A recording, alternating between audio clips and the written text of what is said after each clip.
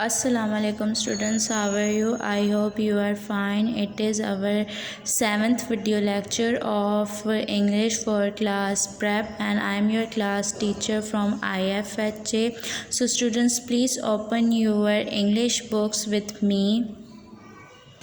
Open page number 12। यहाँ पर हमारा जो आज का टॉपिक है वो है ऑन द रोड। और वहाँ आप नीचे देख लें, नीचे क्या लिखा हुआ है, look at the picture and talk about it. वो कह रहे हैं आपने पिक्चर देखना है और उसके बारे में बात करनी। यहाँ पर हमने इन, ऑन, एट का यूज़ देखना है कि कैसे हुआ है, कहाँ पे ऑन यूज़ हुआ है, कहाँ पे इन यूज़ हुआ है, ठीक है।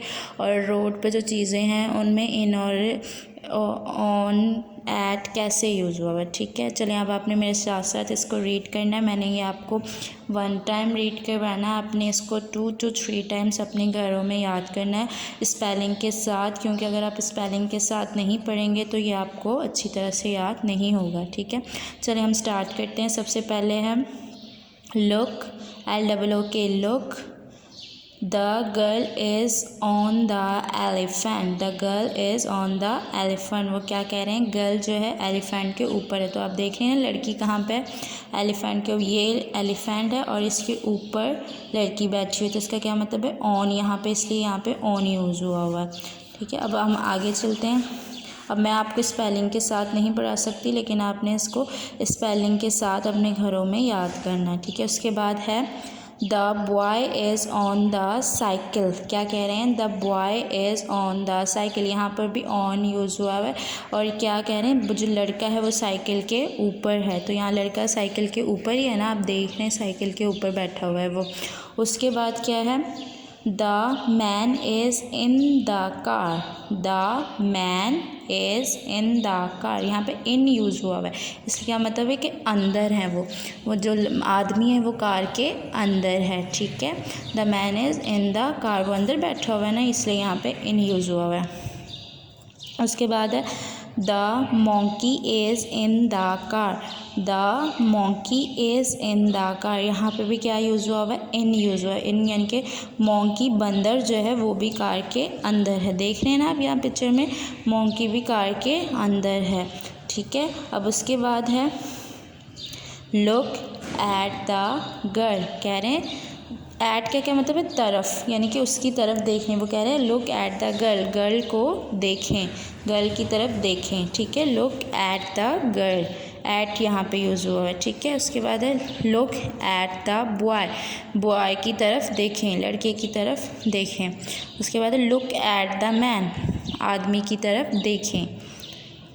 Look at the monkey, look at the monkey, monkey की तरफ देखें। लुक का मतलब होता है देखना और एट तरफ, उसकी तरफ देखें, ठीक है। और होपली आपको ये समझ में आ गया होगा। इसका आपने अच्छी तरह रीड करना है अपने घरों में। ओके स्टूडेंट्स, आप पेज नंबर 13 ओपन करें। यहाँ पर आज हम पढ़ेंगे दिस, दैट, इज़, एंड का यूज़।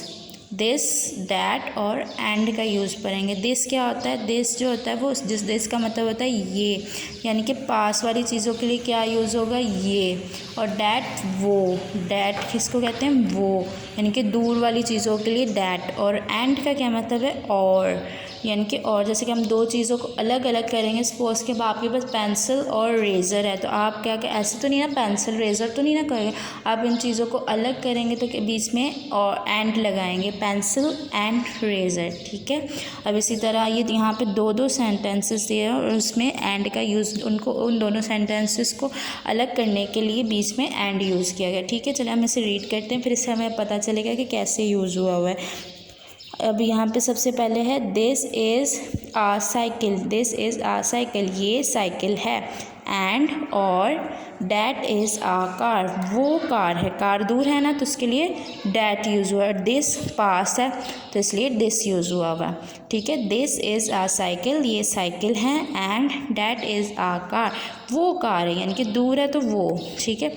उसके बाद आगे है this is a book and that is a pencil, ये किताब है और वो पेंसिल है, पेंसिल दूर है ना उससे, इसलिए वो पेंसिल है। This is a book and that is a pencil, ठीक है। वो ये किताब है और वो पेंसिल है।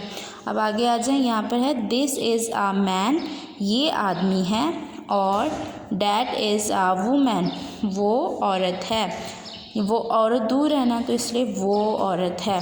This is a man and that is a women. ठीक है, अब ये आगे है this is a egg and that is a nest, ये एक अंडा है। एन यूज़ हुआ हुआ है यहाँ पे, क्योंकि ये वॉवल वर्ड्स के साथ स्टार्ट है, वॉवल्स ई वॉवल है ना, इसलिए यहाँ पे एन यूज़ हुआ है। और उसके बाद है और डैट इज़ अ नेस्ट, वो घोंसला है, घोंसला दूर है इसलिए वो यूज़ हुआ हुआ है। ठीक है, अब आगे आ जाए, आगे क्या है, this is a net and that is a fish, ये नेट है, पास है, और वो मछली है, मछली दूर है इसलिए वो मछली है। ठीक है स्टूडेंट, आपको समझ में आ गई कैसे दिस डैट और का यूज़ हुआ है यहाँ पे। ठीक है, तो अब आपने इसको अच्छी तरह से अपने घर में रिवाइज करना है, 2 to 3 टाइम्स इसको पढ़ना है। और इसी तरह जैसे मैंने आपको लास्ट लेक्चर में बताया, आपने घर पे भी प्रैक्टिस करनी है सेंटेंस बनाने के अपने बड़ों की हेल्प के साथ।